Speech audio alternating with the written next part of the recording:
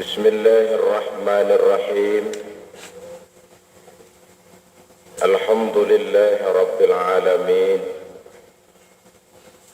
Wassalatu wassalamu ala asyrafil anbiya'i wal mursalin wa ala alihi wa ashabihi al-mujahidin at-tahirin. Amma ba'd. Bapak-bapak hadirin, ibu-ibu hadirat, jamaah Majelis Ta'lim Masjid Sunda Kelapa yang saya cintai. Alhamdulillah, di pagi yang cerah ini dengan izin Allah kita dapat bertemu dan berkumpul bersama-sama untuk melaksanakan salah satu kewajiban kita sebagai seorang muslim atau muslimah, menghadiri majelis ilmu.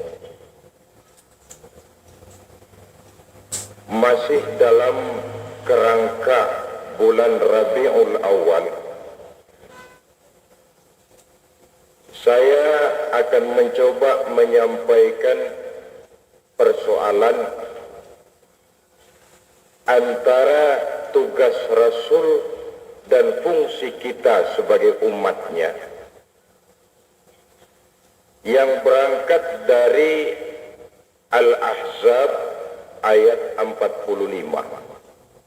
Dalam Al-Ahzab ayat 45, Allah Subhanahu wa ta'ala menjelaskan, Ya ayyuhan nabiyyu, wahai Nabi, Inna arsalnaka, sesungguhnya kami telah mengutus engkau, pertama syahidan, agar kamu menjadi saksi, menjadi alat bukti tentang kebenaran daripada agama Islam, bahwa Islam agama yang benar. Alat buktinya adalah kehidupan Rasulullah. Dengan kata lain, kebenaran konsepsi Islam sudah diterjemahkan oleh kehidupan Rasulullah Sallallahu Alaihi Wasallam. Itu makna syahidan. Refleksinya dalam kehidupan ialah apa yang menjadi prinsip baginda Nabi, ana awal wajibin ala ma amartukum bih. Apapun saja yang aku perintahkan kepada tuan-tuan, aku adalah orang pertama yang akan menjadi pelaksananya. Kenapa komandonya berwibawa, perintahnya ditaati orang, anjurannya diikuti orang? Karena prinsip keteladanan, kata dan perbuatan sama, orang ikut lalu tidak ragu-ragu. Beliau mengajar orang, saudara-saudara, rajin-rajinlah bersedekah. Beliau sendiri di rumahnya itu hampir tidak pernah ada uang nginap. Prinsip keteladanan. Satu hari selesai sholat maghrib, beliau langsung pulang ke rumah. Tidak wirid, tidak zikir. Agak tercengang sahabat, ini tumben-tumbenan. Biasanya selesai sholat pakai Allahumma antas salam, ini kok langsung Allahumma lantas jalan. Tidak lama beliau kembali ke masjid, Ya Rasul, itu tadi selesai sholat kok langsung pulang, kenapa? Sampean nggak tahu? Ya nggak tahu. Tadi itu selesai sholat, tiba-tiba saya ingatnya selesai sholat, bahwa di rumah itu di bawah tikar ada uang 2 dirham, belum saya sedekahkan. Saya nggak kepengen uang itu sampai nginap jadi pikiran. Saya cepat-cepat pulang, saya sedekahkan. Sekarang di rumah sudah tidak ada apa-apa, hati saya tenang, mari kita teruskan wirid dan zikir kita. Jadi janganlah sampai sempat numpuk-numpuk buat 7 turunan. Uang 2 dirham saja tidak mau sampai menginap di rumahnya. Syahidan, alat bukti kebenaran konsepsi Islam. Kalau beliau memberikan rangsangan kepada orang untuk beramal, putrinya sendiri beliau tekan. I'mali ya Fatimah, fa inni la ughni anki minallahi syai'a. Fatimah, jangan mentang-mentang anak Rasul ya. Beramal Fatimah, beramal. Kalau kamu tidak mau beramal Fatimah, aku ayahmu Rasulullah yang katanya Imamul Anbiya wal Mursalin ini, kalau engkau Fatimah tidak mau beramal, aku ayahmu tidak akan sanggup membelamu di akhirat nanti. Putri beliau sendiri. Jadi tidak mentang-mentang putri Nabi lalu ada jatah gratis masuk surga, sudah lafaz pokoknya di akhirat urusan papi, enggak ada. Beramal, kalau kau tidak beramal, aku tidak bisa membela apa-apa di akhirat nanti. Lalu kalau beliau mengajarkan, saudara-saudara, rajinlah bangun tengah malam, lapor dan serahkan segala persoalan kepada Allah. Beliau sendiri kalau sudah sholat malam, walaupun dosanya sudah mendapat jaminan ampun, tetapi hatta tawaramat qadamahu min qiyamil lail, sampai bengkak kakinya karena rajinnya sholat malam. Saya tahu jamaah Sunda Kelapa juga banyak yang kakinya bengkak. Tapi apa lantaran rajinnya tahajud, apa ketiban balok, itu yang saya nggak tahu. Prinsip keteladanan ini makna syahidan. Fungsi pertama. Lalu apa konteksnya dengan kita? Kalau Rasul sebagai orang yang kita ikuti berfungsi menjadi alat bukti tentang kebenaran konsepsi Islam, maka sebagai umatnya pun Allah menyatakan wa kadzalika ja'alnakum ummatan wasata. Kami jadikan kamu umat pertengahan litakunu syuhada'a 'alan nas, agar kamu juga menjadi alat bukti kebenaran Islam. Artinya apa ini? Artinya kita pun harus sanggup berkata, tuan-tuan mau tahu bagaimana cara dagang menurut Islam? Lihat saja cara kami orang Islam dagang. Mau tahu cara berumah tangga menurut Islam? Lihat saja rumah tangga kami umat Islam. Mau tahu cara bertetangga menurut Islam? Lihat saja cara kami orang Islam bertetangga. Syahidan. Dan terus terang dewasa ini kita belum berani berkata macam itu. Paling-paling kita bilang, mau tahu Pak cara dagang menurut Islam? Iya, ada Pak di fikih. Di fikih. Mau tahu Pak berumah tangga menurut Islam? Ada Pak di Quran. Fikih, Quran, Sunnah. Fikih, Quran, Sunnah. Belum diterjemahkan di dalam kehidupan kita. Ibu-ibu, bapak-bapak, artinya apa ini? Masih ada serat halus yang menjadi dinding antara kita dengan Islam, antara kita dengan nilai-nilai iman yang kita miliki. Iman ini belum manunggal di dalam hidup, yang refleksinya kita belum sepenuhnya merasakan kehadiran Allah dekat dalam hidup kita. Istilah saya dengan bahasa yang sederhana, kalau dia pedagang mau berangkat ke tokonya, imannya dimasukkan ke laci. Sini aja manlah, jangan ikut-ikut ke pasar. Nanti kalau kau ikut ke pasar, timbangan saya tidak bisa curang. Kalau dia pejabat mau ke kantor, iman masuk kotak. Sudah lama, nggak usah ikut kantor kau nih. Kalau kau ikut ke kantor, aku nggak bisa korupsi. Timbulnya korupsi di kantor, penyelewengan timbangan curang di pasar, itu kan cuma karena iman ketinggalan di rumah. Tidak ada etika otonom. Sebab nilai iman yang terpendam dalam lubuk sanubari membuat orang merasakan kehadiran Allah dekat dalam hidupnya.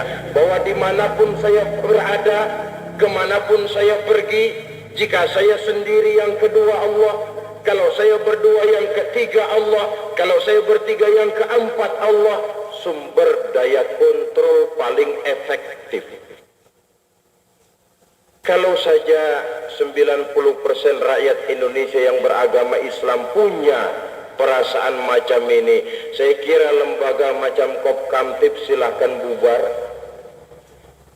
Laksus boleh istirahat dan polisi boleh tidur. Tapi karena umumnya mental kita ini masih mental kucing, kapan kucing itu sopan? Kalau ditongkrongi. Taruhlah ikan di piring, tongkrongi, kucing sopan bukan main. Tapi sedikit yang nongkrongi lengah, habis ikan digarap. Hadirin hadirat yang saya hormati, oleh karena itu untuk berfungsi sebagai syahidan, langkah yang pertama harus kita mulai dengan kembali memperbaiki moral dan akhlak kita kepada Allah. Diakui atau tidak, akhlak kita kepada Allah sering mengalami pergeseran. Benar, orang sekarang tidak menyembah Lata, Uzza, Manat, Hubal, tapi berhala abadu ini,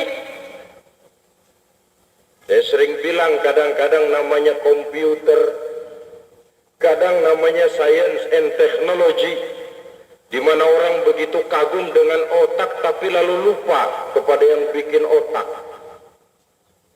Padahal bagaimanapun jeniusnya otak, yang bikin otak pasti lebih jenius lagi. Coba lihat petani-petani di desa kalau panen raya apa katanya? Kami panen besar berkat pupuk urea. Tuhan nomor 16. Pergeseran akhlak kepada Allah.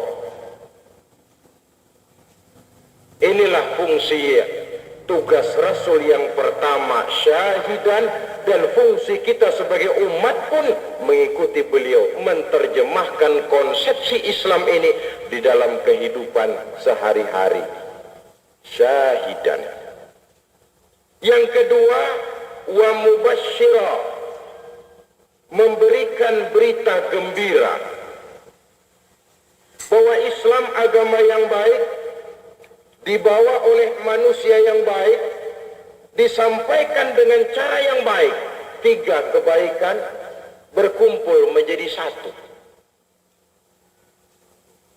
Tidak pernah Rasul itu berdakwah menggunakan metode kekerasan. Tidak pernah nakut-nakuti orang Arab. Awas ya, tidak masuk Islam dipecat jadi orang Arab. Tidak pernah dengan bujukan materi, ayo masuk Islam supermi 2 bungkus. Sebab iman memang tidak bisa ditegakkan dengan materi, iman tidak bisa dipupuk dengan supermi, tidak bisa dipupuk dengan dolar. Mubasysyira, memberikan berita gembira, dakwahnya bersifat human interest.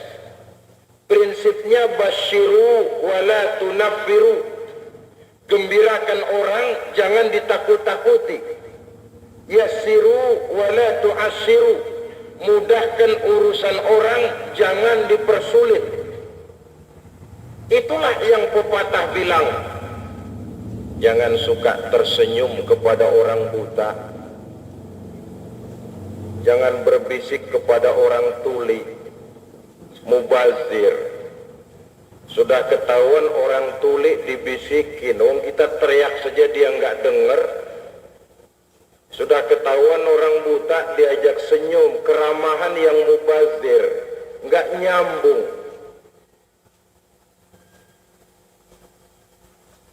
Adapun Rasul di dalam prinsip menyampaikan dakwah Islamnya itu menggunakan prinsip mubasyirah. Ada kepentingan dengan orang yang diajak dialog, sehingga orang merasa ada keterikatan antara kepentingan dia dengan konsepsi Islam.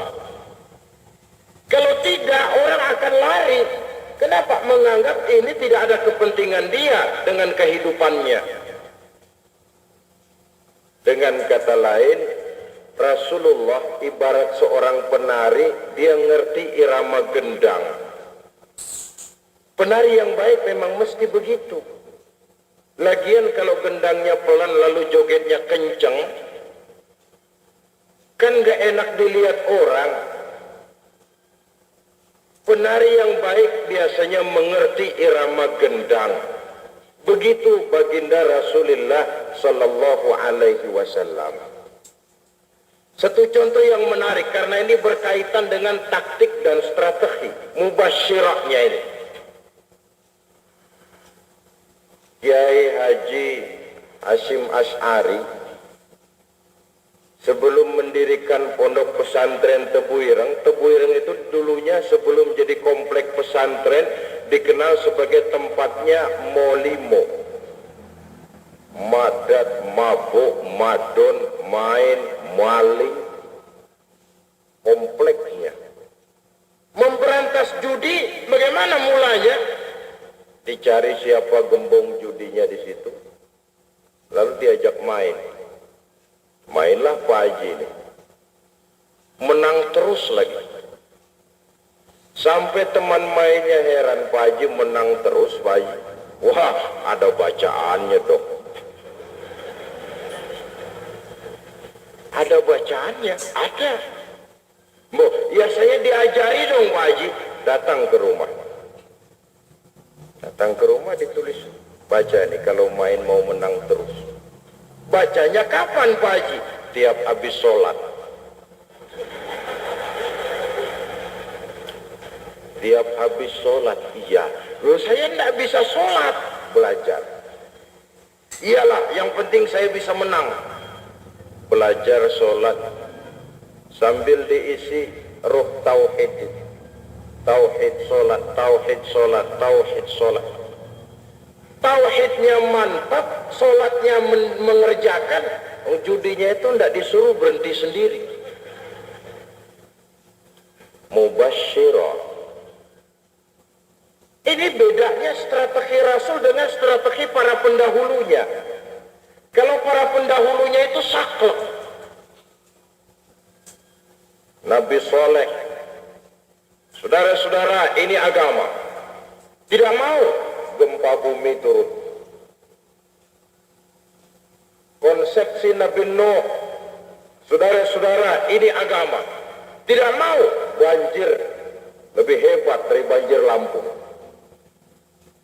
Nabi Musa, saudara-saudara, ini agama. Tidak mau. Sebagian jadi monyet, sebagian tenggelam di lautan merah. Konsepsi Islam ini tidak.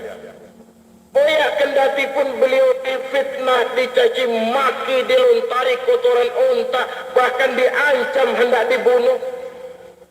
Dalam masa krisis, Malaikat Jibril pernah menawarkan bantuannya. Muhammad, orang Taif yang melontari kau dengan batu, bagaimana kalau saya angkat Jabal Uhud ini, saya timpakan mereka? Tidak usah Jibril, saya ini diutus bukan untuk menghancurkan orang kok, saya ini rahmatan lil alamin. Tapi kau dianiaya Muhammad. Biar saja, saya masih punya harapan kok. Kalau mereka hari ini tidak mau beriman, barangkali besok. Kalau besok tidak mau, lusa. Kalau lusa masih menolak, minggu depan. Kalau ternyata minggu depan tidak, ya tahun depan. Kalau sampai mati, anaknya. Perjuangan itu bukan makan cabai, ini hari dimakan, ini hari terasa pedas. Perjuangan itu processing. Itu sebabnya Quran selalu mengaitkan tawasau bil haq harus diimbangi dengan tawasau bis sabr. Kebenaran dan kesabaran duit tunggal yang tidak terpisahkan. Jikalau kita benar, maka kita harus sabar. Jikalau kita sabar, harus karena benar. Kebenaran tanpa kesabaran akan membuat kita mudah dipatahkan orang. Sedangkan kesabaran tanpa kebenaran akan membuat kita diinjak terus oleh orang lain. Coba, dalam kemiskinannya Rasulullah ini, Muhammad, kau ini mau apa? Kata Allah. Ngomong saja. Mau kaya ya? Enggak ya Rabb.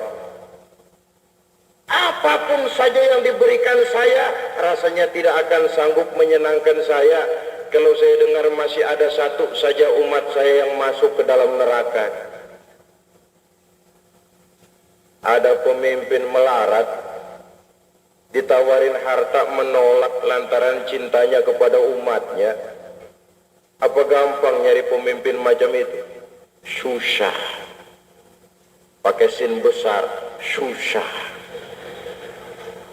Kalau sin kecil belum terlalu susah itu. Kalau sudah sin besar, susah. Mubasyirah. Tetapi jangan lupa, Rasul tidak cuma sekedar mubasyirah, sebab fungsi yang ketiga, wa nazira, memberikan peringatan. Kalau ayat Allah sudah dicanangkan, wahyu sudah disampaikan, orang ternyata tidak mau beriman, baru datang peringatan. Nah, dalam skala luasnya apa ini? Islam adalah agama yang menganut sistem keseimbangan. Tidak cuma mubasyirah, tapi juga nazira. Sebab itu jangan cuma ingat innallaha ghafurur rahim, tapi juga mboya ingat innallaha syadidul azab. Jangan cuma ingat innallaha kana afuwan halima, tapi juga ingat innallaha syari'ul iqab. Keseimbangan. Utamakan akhirat, tapi jangan lupakan jatah duniamu. Di dunia hasanah wa fil akhirati hasanah. Dengan prinsip walal akhiratu khairul laka minal ula. Artinya apa? Kalau padi yang kamu tanam, rumput mesti akan ikut tumbuh, kata Al-Ghazali. Tapi kalau rumput yang kamu tanam, jangan mimpi akan tumbuh padi. Artinya apa itu? Kalau akhirat kamu targetkan, dunia akan ikut serta. Tapi kalau dunia jadi target utama, akhirat bakal lepas dari genggaman. Nanam padi, rumput pasti tumbuh. Nanam rumput, jangan mimpi akan tumbuh padi. Yang ikhlas karena Allah akan mendapat ganjaran yang diharapkan. Yang tidak karena Allah akan lain hasilnya. Satu contoh kecil, Pak. Dulu itu di pesantren ada kiai punya dua santri. Yang satu namanya Ali, yang satu namanya Umar. Si Ali ini satu hari pergi ke kebun mencabut singkong. Bagus singkongnya. Ali ingat kepada gurunya. Ah, Pak Kiai ini kalau pagi-pagi saya bawakan singkong, barangkali nikmat rasanya. Berangkat dia ke rumah gurunya. Tuan Guru, ada apa Li? Saya dari kebun Tuan Guru, saya mencabut singkong ini kelihatannya bagus. Bil barakah saya hadiahkan kepada guru, mohon doanya agar saya jadi orang yang berguna. Wah Ali, kau ini memang murid yang ikhlas. Dibawa singkong masuk ke dalam rumah, kata istrinya Pak Kiai, si Ali ini kita kasih apa ini Pak? Ah itu kan di dalam ada kambing, tinggal 1 ekor, sudah berikan saja sama si Ali. Biar dia rawat, mudah-mudahan membawa keberkahan. Le, kata Kiai, hadiah dari saya, kambing kau jaga baik-baik. Pulang si Ali bawa seekor kambing, ketemu dengan si Umar temannya. Dari mana Li? Dari rumah Kiai. Itu kambing dikasih sama Pak Kiai. Memang kenapa? Tidak apa-apa, saya tadi cuma bawain Kiai singkong, ikhlas karena Allah, pulang saya dikasih kambing. Mikirlah si Umar, kalau singkong saja jadi kambing, bagaimana kalau saya bawa duren? Berangkat dia ke pasar, beli duren 5 buah, cempedak 3 buah, berangkatlah dia ke rumah Tuan Guru. Kiai, karena Allah saya hadiah ini 5 butir duren dan 3 buah cempedak, ikhlas mohon doa Kiai. Waduh Umar, kau ini murid yang baik, bawa masuk ke dalam. Kata istrinya, Pak Kiai, sudah tidak ada apa-apa lagi bang, ayam tidak ada, kambing tidak ada. Lalu yang ada apa? Ya tadi singkong si Ali itu.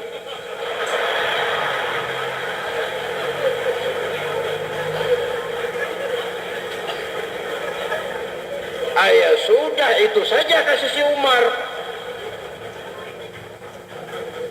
Umar, karena keikhlasanmu saya pun mau hadiah sama kamu Umar. Ini ada singkong, kamu bawa pulang.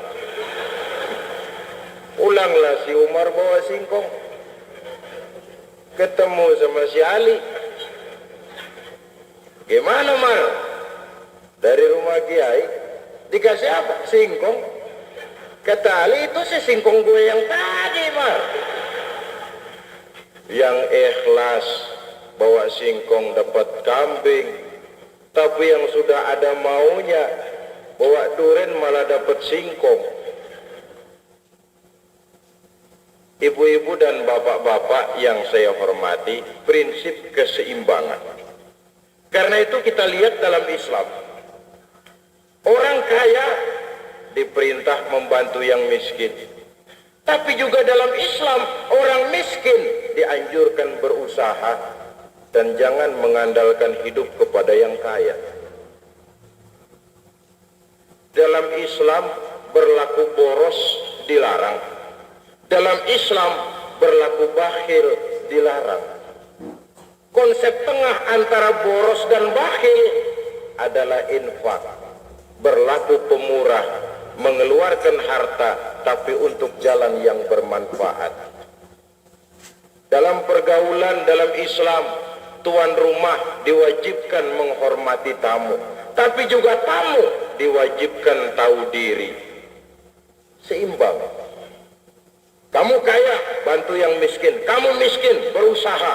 Jangan mengandalkan hidup kepada yang kaya. Jadi kalau ada ayat Quran, sesungguhnya orang-orang kaya menumpuk-numpuk hartanya, tidak mau zakat, infak dan sedekah, hartanya akan menjadi bara neraka yang akan meneriska punggungnya di akhirat nanti. Tentu ayat macam ini harus sering-sering dibaca oleh yang kaya, bukan yang miskin yang rajin baca ayat ini. Sebab kalau yang miskin rajin baca ayat ini, dia akan jadi pemalas terus. Kerjanya cuma nakut-nakutin orang kaya. Salah megang ayat.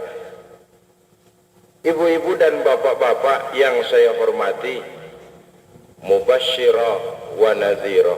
Itulah sebabnya yang namanya amar ma'ruf dan nahi munkar ini sejalan. Keseimbangan. Kalau tidak, yang ma'ruf jalan, yang munkar jalan, samarlah nilai. Walaupun dalam praktek nahi munkar, mencegah kemunkaran, resikonya lebih berat daripada mengajak orang berbuat baik. Kalau cuma mengajak orang berbuat baik, hampir tidak ada resiko. Ya paling-paling orang menolak itu saja. Mas, ayo sholat. Paling-paling tidak mau.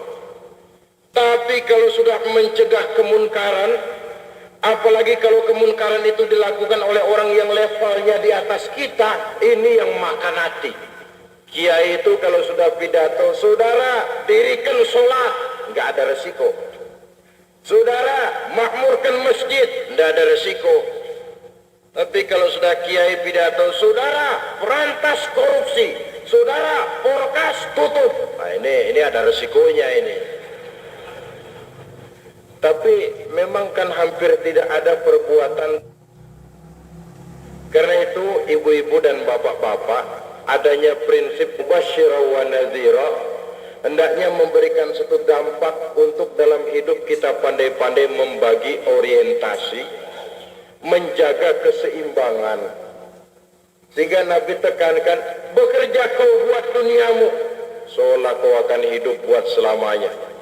Tapi bekerja kau buat akhiratmu, seolah kau akan mati esok.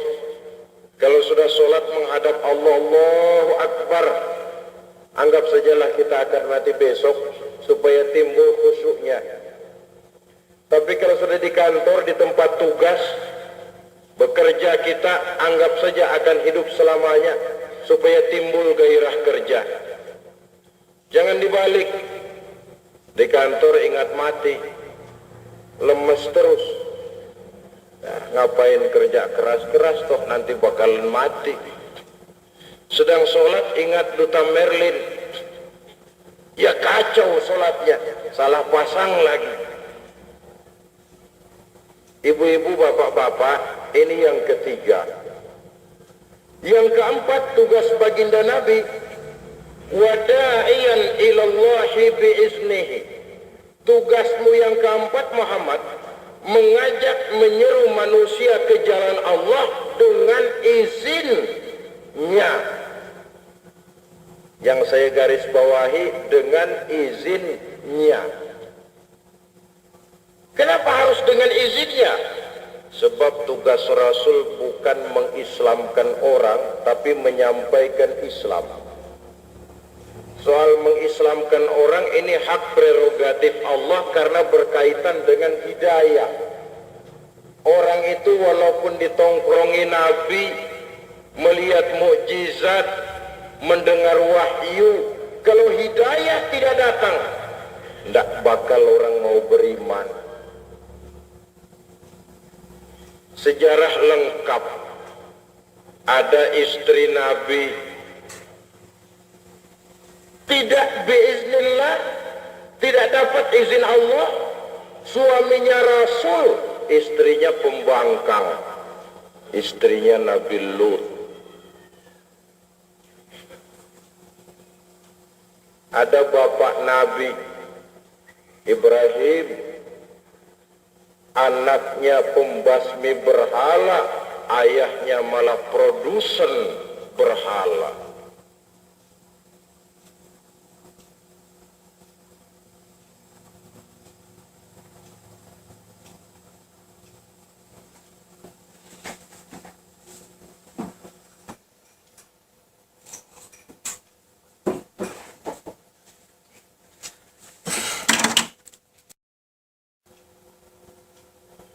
Bapak Nabi, ada anak Nabi Kan'an, putra Nabi Nuh, tidak beroleh hidayah, kufur.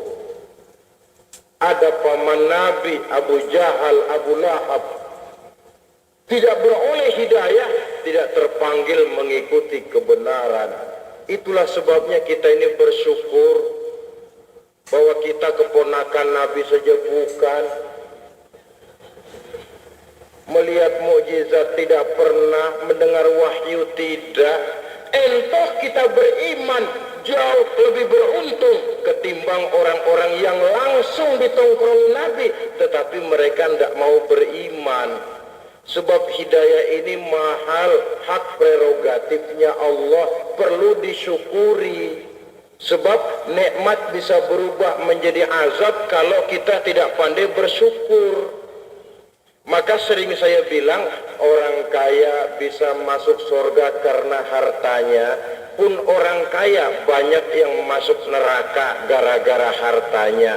Tergantung syukur apa tidak. La in syakartum la azidannakum. Orang alim, kiai bisa masuk surga karena ilmunya, pun orang alim, kiai bisa masuk neraka lebih dulu dari penyembah berhala karena ilmunya. Pejabat bisa masuk surga karena jabatannya, pun pejabat banyak yang masuk neraka karena jabatannya. Kalau ada orang kaya dengan hartanya dia berlaku pemurah, bisa masuk surga lebih dulu dari yang kiai. Saya baca dalam kitab Doratun Nasihin, di akhirat ada 4 manusia bertengkar di depan pintu surga. Haji mabrur, orang kaya pemurah, orang mati syahid, dan kiai. Masing-masing merasa berhak lebih dulu masuk ke surga. Sampai Allah utus Jibril, coba kamu adili. Turun malaikat Jibril, ini kenapa ribut-ribut di sini, Mas?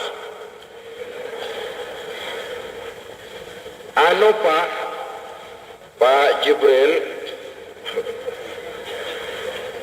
itu masing-masing kami merasa berhak lebih dulu masuk ke surga. Memangnya amalan kamu waktu di dunia apa sih? Coba sini saya tanya, kamu yang pertama sini, apa amalan kamu ketika di dunia kok engkau merasa berhak lebih dulu masuk surga? Ya Jibril, saya itu kata yang pertama, kata Pak Haji, waktu di dunia saya ini pergi haji, alhamdulillah haji saya mabrur. Katanya orang yang hajinya mabrur masuk surga paling dulu. Kata siapa? Kata Pak Kiai. Loh, yang ngasih tahu Pak Kiai? Iya, boya tahu diri dong. Jangan mendahului orang yang ngasih tahu. Pak Kiai duluan, nanti belakangan. Kamu yang kedua. Pak, saya waktu di dunia itu berjuang membela agama, saya mati syahid. Katanya orang mati syahid itu masuk surga lebih dulu dari yang lain. Kata siapa? Kata Pak Kiai. Oh, ini sama dengan yang barusan kamu. Yang ketiga, saya Pak waktu di dunia diberikan amanah berupa harta, itu saya infakkan di jalan Allah. Katanya orang kaya pemurah masuk surga lebih dulu. Kata siapa? Pak Kiai. Ini semua jelas, sudah sumbernya sama. Kiai, ente duluan masuk. Kiainya kiai tahu diri, Bu. Ya Allah, benar memang saya yang kasih tahu. Cuma saya ini bisa jadi kiai itu gara-gara dulu waktu di dunia ada orang kaya, dia bangun pondok pesantren, dia belikan kitab, saya ngaji, dia berikan beasiswa, saya lalu belajar sampai jadi orang alim karena orang kaya pemurah itu. Kalau saya masuk surga lebih dulu dari dia rasanya nggak enak. Jadi gimana? Biarlah orang kaya pemurah itu masuk duluan, saya ikut belakangan. Ya kalau itu kamu punya mau, persilakan. Orang kaya pemurah, masuklah duluan. Kiainya ikut belakangan. Jadi biar kita bukan kiai, ada harapan masuk surga lebih dulu dari kiai.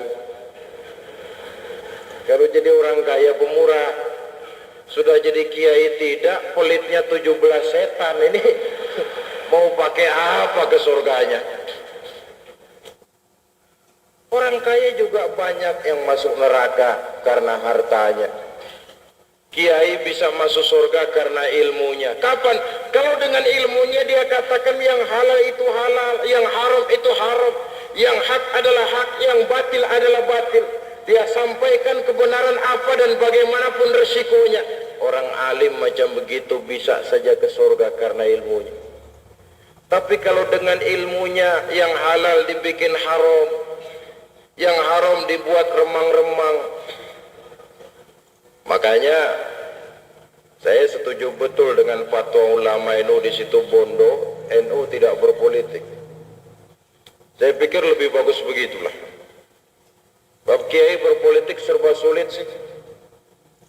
Mau curang namanya kiai, masa iya kiai curang? Budaya politik kan budaya curang. Mau curang namanya kiai, nggak curang dicurangin terus. Sudahlah, gak usah politik peletuk. Dan saya sejak awal saya bilang saya setuju ada kiai di DPR, bukan tidak setuju. Setuju betul saya, tapi nggak usah banyak-banyak mubazir. Kiai itu menurut saya kantornya di tengah umat.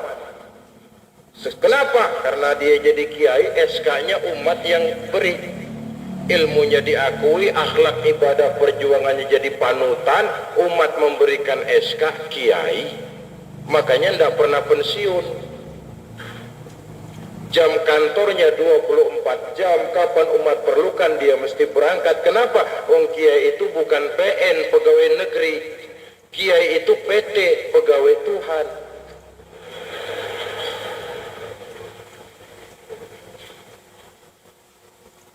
Yang saya khawatir kalau kiai rame-rame ngantor ke DPR, umat tidak ada yang jaga. Umat bingung. Giliran majelis taklim, kiai kirim surat, maaf pengajian libur, kiai ada sidang. Waduh, kata Mang Ibing, hebat.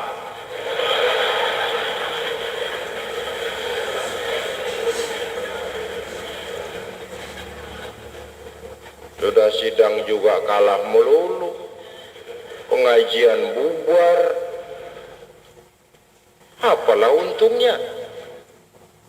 Saya sering memberikan contoh umat Islam ini seperti 5 jari dengan sistem asas tunggal sekarang ini. Kalau dia kompak bersatu, tidak ada pekerjaan yang tidak bisa kita kerjakan. Yang ini namanya ibu jari, katakanlah ini umaro, pemerintah. Kerjaan apa saja kalau sudah diginiin oleh umaro, lumayan. Tapi kalau diginiin, kiamat. Yang kita mau tentu umaro yang hak ya giniin, yang batil giniin. Yang ini agnia, telunjuk ini, orang-orang kaya, rombongan Utsman bin Affan ini telunjuk. Orang kaya, budaya kaya kan budaya nunjuk. Coba kita yang miskin mau nunjuk melulu, ditepuk orang, nggak laku.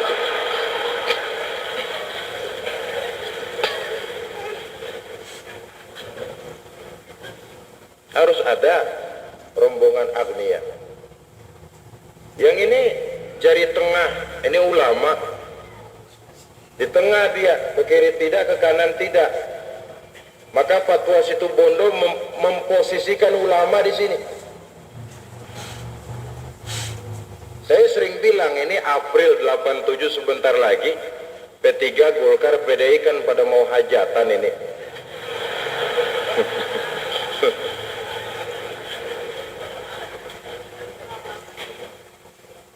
Pesta demokrasi, kita rakyat diundang, diminta kondangan. Ya kalau memang berasa keutangan, persilakan aja kondangan. Lah orang lalu bertanya, di mana saya sekarang? Saya bilang jari tengah. Saya enggak kemana-mana, cuma insya Allah saya ada di mana-mana. Itu saja sudah, jari tengah, tidak ke kiri, tidak ke kanan. Yang ini jari manis. Biar dia tidak pakai cincin, namanya tetap saja jari manis. Bahkan biar dia buntung sekalipun, jari manis juga namanya. Ini remaja, pemuda-pemudi yang selalu diidentikan dengan yang manis-manis. Remaja, semua harapan selalu terpulang kepada remaja. Bentuk miniatur daripada bangsa ini, harapan masa depan daripada agama ini, jari manis. Yang ini kelingking, ini perempuan, kaum ibu, kecil tapi mantap ini. Bagaimana enggak mantap, ibu jari yang besar kalau sulit ketemu ini kalah ini.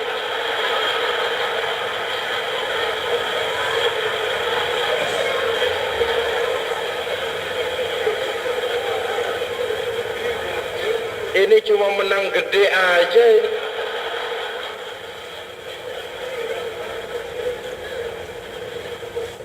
Artinya ibu-ibu itu walaupun peranannya tidak begitu kelihatan tapi sangat menentukan. Seorang yang polos, jujur, lugu, sederhana sanggup jadi koruptor ulung kalau didorong-dorong istrinya. Nah, istrinya dibakar-bakar sama tetangganya. Suami pulang, bang, kau kan kepala bagian. Iya, kenapa?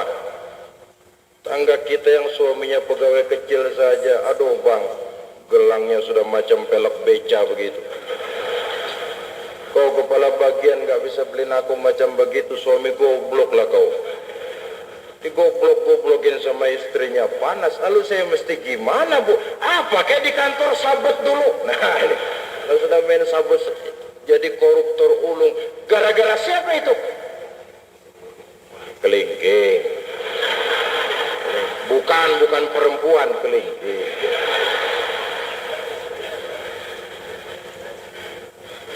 Nah, kalau ini 5 jari ini kompak bersatu, saya pikir kerjaan apapun terpegang oleh kita. Koeksistensinya seperti 2 tangan ini. Kanan kita tahulah sudah kerjaannya dia terhormat, salaman, tanda tangan, hitung uang, ambil kue, mesti tangan kanan. Kiri nggak pernah protes, tahu posisi. Memang tugas saya bidang pembersihan.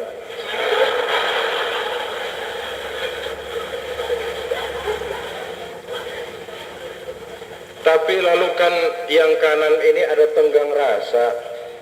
Jangan khawatir kiri, walaupun yang megang uang saya, tapi nanti saya belikan cincin, saya pakaikan engkau kiri. Ada tenggang rasa, yang di tempat basah Boya ingat juga lah sama yang di tempat kering. Ibu-ibu dan bapak-bapak yang saya hormati, kiai bisa saja masuk surga karena ilmunya, pun banyak yang masuk neraka karena ilmunya. Pejabat bisa masuk surga karena jabatannya, bisa masuk neraka karena jabatannya. Kalau dia adil, wah di akhirat nanti dapat prioritas pejabat itu, langsung dilindungi Allah. Ibu-ibu dan bapak-bapak, yang terakhir, yang kelima, tugas Nabi adalah wasirajan munira, menjadi lampu yang menerangi kehidupan secara total. Kenapa? Islam tidak cuma rahmatan linnas, tapi rahmatan lil alamin. Islam misalnya tidak cuma sekedar mengajarkan peri kemanusiaan, peri kebinatangan. Islam mengajar jangan menyembelih ayam dengan pisau tumpul. Ajaran apa itu? Peri kebinatangan. Lalu kalau kita ngaji bab istinja misalnya, jangan buang air kecil di tanah yang berlubang. Kenapa? Melindungi binatang yang ada dalam lubang itu. Siapa tahu dalam lubang itu ada semut, lagi rapat membahas devaluasi. Apa dosanya sampai pada mati kena air najis? Tidak cuma rahmatan linnas, tetapi rahmatan lil alamin. Maka sebagai umatnya, kita pun harus berfungsi. Mampukah kita menjadi rahmah paling kurang buat lingkungan kita? Keberadaan kita di masyarakat punya makna dan arti, punya nilai. Jangan sampai ada dan tidak adanya kita sama saja dinilai orang. Ada ya begitu, tidak ada ya begitu. Kita berfungsi menjadi rahmah bagi lingkungan, sebagaimana Rasul menjadi rahmatan lil alamin. Ibu-ibu dan bapak-bapak, hadirin hadirat yang saya hormati, setelah 5 tugas utama Rasul dan fungsi kita dalam Al-Ahzab ayat 45 ini, saya akhiri uraian singkat ini dengan pesan. Yang pertama, jaga baik-baik akhlak kita kepada Allah dengan memantapkan akidah. Kalau akhir-akhir ini orang sibuk dengan kebulatan tekad, kita apa salahnya membulatkan i'tiqad yang bermuara dari pengakuan kita kepada asyhadu an la ilaha illallah, Saya bersaksi tidak ada Tuhan melainkan Allah, yang artinya saya tidak akan menyembah kecuali hanya kepada Allah, tidak akan minta tolong kecuali hanya Allah, tidak akan menggantungkan hidup kecuali hanya kepada Allah. Dan wariskan ini kepada anak-anak kita generasi yang akan datang, sebagaimana Luqman telah mewariskannya kepada anak-anaknya. Yang kedua, jaga ukhuwah Islamiyah. Ini modal utama. Tahun 28, seorang tokoh Syekh Muhammad Basuni Imron, imam kerajaan Islam Sambas, Kalimantan, pernah berkirim surat kepada redaktur majalah Al-Manar di Paris, Prancis, Said Muhammad Rashid Ridho. Suratnya berisi sebuah pertanyaan yang mohon dijawab dan jawabannya agar disebarkan ke seluruh dunia Islam. Pertanyaannya sederhana saja, limaza ta'akhkharal muslimun wa limaza taqaddama ghairuhum? Mengapa umat Islam mengalami kemunduran dan mengapa umat di luar Islam kok kelihatannya mengalami kemajuan? Pertanyaan ini oleh Ridho diteruskan kepada Amir Shakib Arsalan. Dijawab oleh beliau secara panjang lebar sampai menghasilkan sebuah buku di bawah judul yang sama. Kata Amir Shakib Arsalan, kita mengalami kemunduran karena kita punya 3 penyakit kronis. Ini penyakit kita. Apa 3 penyakit kronis itu? Pertama, kita punya penyakit hubbul adawah, gemar bermusuhan. Dan orang yang anti-Islam memanfaatkan betul itu. Kalau Islam ini dihantam berterang-terangan, saya percaya umat Islam yang paling tolol sekalipun mesti marah. Sebab setolol-tololnya dia masih punya rasa fanatisme agama. Dia masih sanggup bilang, mas, saya memang gak sholat, tapi agama saya dihina, awas. Lumayanlah masih. Maka orang menghantam Islam itu tidak berani berterang-terangan. Caranya, wa idza laqul ladzina amanu qalu amanna. Kalau perlu pura-pura beriman, ya pura-pura beriman. Dibuatkan kita merek-merek Islam, yang mereknya Islam, tujuannya bikin kacau dalam Islam. Apalah itu namanya ingkar sunnah, apakah itu namanya Islam sejati, merek Islam, tapi dengan tujuan membuat kacau dalam Islam. Obat menyembuhkan hubbul adawah ini pun kembali kepada ukhuwah Islamiyah.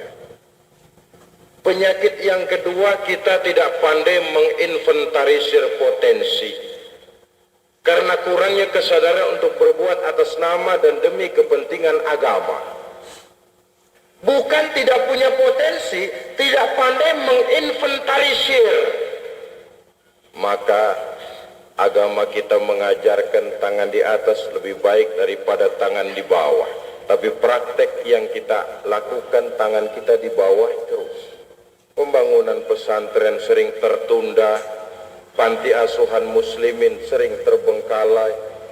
Ada orang membangun masjid, meletakkan batu pertama sekaligus jadi batu terakhir. Setelah itu la yamutu wa la yahya, mau dibilang hidup tidak kelihatan gerakannya, mau dikata mati tidak ada kuburannya. Tidak pandai kita menginventarisir potensi karena kurangnya kesadaran untuk berbuat atas nama dan demi kepentingan agama. Penyakit yang ketiga, penyakit wahan, yang oleh Rasul disebut hubbud dunya wa karahiyatul maut. Cinta dunia, takut mati. Apa artinya? Materialistis dan takut resiko. Materialistis, pola pemikiran sudah pola pemikiran perut. Norma-norma keadilan cuma sekedar teori, tidak tertuang dalam alam realitas. Kalau sudah materialistis pola berpikir orang, mesti orang takut resiko. Saya sering cerita pengalaman pribadi dalam satu perjalanan kembali ke ke tanah air. Di dalam pesawat di sebelah kanan saya duduklah seorang Jerman, namanya Heiner Simonsen. Iseng saya ajak kenalan, saya ajak ngobrol. Saya tanya, Mas Heiner, kalau pesawat yang kita tumpangi ini jatuh ke bawah, kira-kira apa yang akan terjadi, Mas? Oh, kita semua akan mati, dia bilang. Begitu? Iya. Apaan sih mati itu? Untuk tahu apa itu mati, kita harus bisa menjawab apa itu hidup, dia bilang. Saya pikir nih bule bisa ngomong juga. Oke lah. Apa hidup menurut Anda itu? Hidup itu dia bilang kalau seluruh anggota badan kita bekerja secara normal. Paru-paru memompa darah normal, jantung berdetak normal, sel tubuh bekerja fit, dan organisme tubuh hanya mau bekerja normal kalau kita memberi makan yang cukup, menu yang teratur, dan gizi yang lengkap. Jadi kesimpulannya apa sih? Dia jawab, hidup adalah dari tangan ke mulut. Life is from the hand to the mouth. Masalah hidup tidak lebih masalah isi perut. Orang pergi pagi pulang sore peras keringat banting tulang, perut yang dibelai. Saya bilang, Mas, kambing di kampung saya juga gitu. You are wrong, sampean salah, saya bilang. Sampean orang Islam bukan? Bukan. Pantas. Kristen ya? Tadinya. Iya. Lalu apa sekarang kamu? Sekarang saya netral. Saya tidak beragama, tapi saya percaya kepada Tuhan sebagai pencipta alam. I haven't any religion, dia bilang. But I believe to God as the creator of the world. Agnostik. Orang yang menaruh penghargaan tinggi kepada agama tapi tidak mau mengikatkan diri kepada agama. Kalau sudah pidato soal agama, waduh, tapi agamanya apa? Remeng-remeng. Agnostik. Saya bilang, kenapa kamu bisa netral begitu? Habis saya bingung, katanya.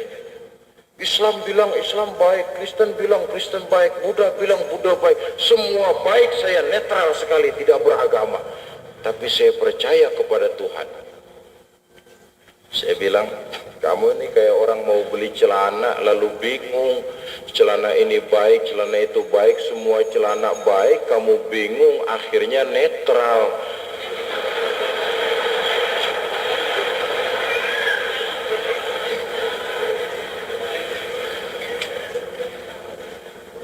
Saya melihat dua pola pemikiran Heiner mulai menggejala di lingkungan masyarakat bangsa kita ini.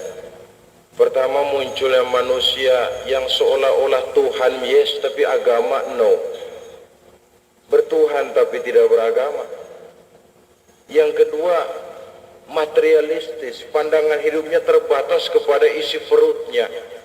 Kalau sudah kemarilah cara berpikir orang, menghadiri pengajian macam begini sudah tidak akan ada gunanya lagi. Kalau sudah materialistis, orang takut resiko. Resiko takut sudah. Tidak ada lagi suara menyampaikan kebenaran, bahkan tidak ragu-ragu menginjak-injak kebenaran. Bertolak belakang lagi kita dengan fungsi yang dicontohkan oleh Rasul. Kalau Rasul tegakkan keadilan walaupun kepada dirimu sendiri. Katakan kebenaran walaupun menghantam dirimu sendiri. Ada satu cerita kecil yang saya terkesan betul. Ketika Umar bin Khattab jadi Amirul Mukminin, jadi presiden, yang bertugas jadi gubernur di Mesir adalah Amr bin As. Karena dia tugas di Mesir, tentu penari yang baik, saya bilang tadi ngerti irama gendang. Mesir negara materialistis, supaya Islam gak kelihatan kere. Amr bin As bangun istana yang megah, memakai pakaian kebesaran, karena orang yang dia hadapi masyarakat materialistis. Cuma yang bikin pikirannya nggak enak, di depan istananya yang megah ini ada gubuk reot, kepunyaan Yahudi lagi. Ini bagaimana caranya ini supaya gubuk ini ndak ada di sini? Kan ndak enak di depan istana saya yang bagus ada gubuk reot. Ada akal, panggil sajalah sudah kepala tata kota. Mas, coba bikin rencana induk master plan. Ini di depan istana saya mau saya bikin masjid yang besar. Buat desain gambarnya, kalkulasi anggarannya, selesai nanti kita bikin tender. Dibuat, selesai gambar, Yahudi dipanggil. Saudara Yahudi, kamu tahu nggak? Enggak. Ya memang saya belum kasih tahu. Ini kamu punya rumah nggak kena lokasinya di sini, kena proyek. Kami mau bangun masjid yang besar. Lalu saya bagaimana? Pindah. Pak, saya dari muda itu berusaha cuma tinggal gubuk ini saja, pondok kecil. Orang-orang dapat pondok indah, masa saya pondok pindah? Sudah pondok pindah lagi. Sudahlah, saya bayar 3 kali lipat. Nggak mau, Pak. 5 kali lipat nggak mau. Jengkel Amr bin As, panggil Kamtib. Derek. Menangis Yahudi, berurai air mata. Tapi pikir-pikir Amr bin As kan cuma petugas, di atasnya kan masih ada lagi khalifah. Lapor ke Madinah, dia dari Mesir mau lapor. Di tengah jalan berpikir, kalau Amr bin As saja istananya sudah begini megah, apalagi khalifahnya. Sampai di dekat Masjid Nabawi di bawah pohon korma bertemu dengan seseorang laki-laki tinggi besar. Selamat siang, Pak. Iya. Ada apa? Mau ketemu Khalifah Umar bin Khattab, Pak. Istananya di mana ya? Di atas lumpur. Di atas lumpur? Iya. Pengawalnya siapa, Pak? Fakir miskin, yatim piatu, orang-orang yang tidak mampu. Itu pengawalnya. Pakaian kebesarannya dari sutra, Pak? Bukan. Pakaian kebesarannya malu dan takwa. Saya nggak ngerti, Pak. Ya itulah Khalifah Umar bin Khattab. Orangnya sekarang di mana, Pak? Di depan ente. Gemetar. Ada apa? Saya menuntut keadilan, Pak. Punya gubuk reot diusir. Subhanallah. Betul Amr bin As begitu? Betul. Kau lihat tumpukan sampah di sudut itu? Di situ banyak tulang. Kau ambil satu. Dicari, ambil tulang busuk, baunya nggak enak. Ini, Pak. Digaris red lurus dengan ujung pedang. Bawa pulang kembali ke Mesir, berikan kepada Amr bin As. Bingung Yahudi. Pak, jauh-jauh saya dari Mesir mencari keadilan, Pak. Kalau tulang mah di sana juga banyak.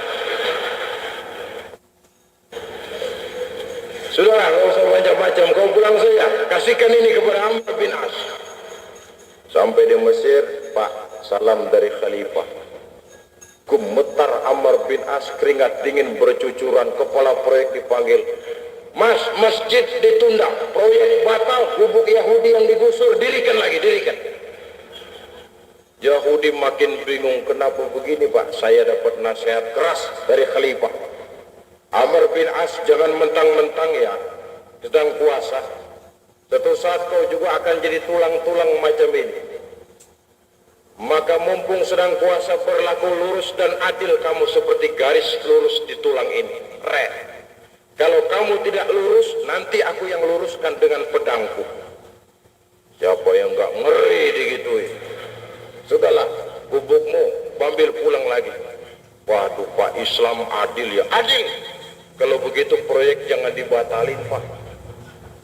Lalu kamu bagaimana? Mau saya bebaskan? Tidak usah dibebaskan, Pak. Tanah saya hadiahkan buat masjid. Gubuknya kalau bisa dipakai, pakai aja dah.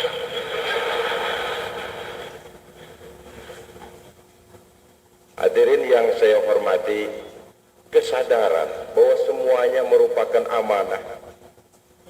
Ini yang akan menghilangkan kita untuk berat berbuat atas nama dan demi kepentingan agama. Sekianlah yang dapat saya sampaikan. Terima kasih banyak atas segala perhatian. Maafkan saya atas segala kekurangan. Wassalamualaikum warahmatullahi wabarakatuh.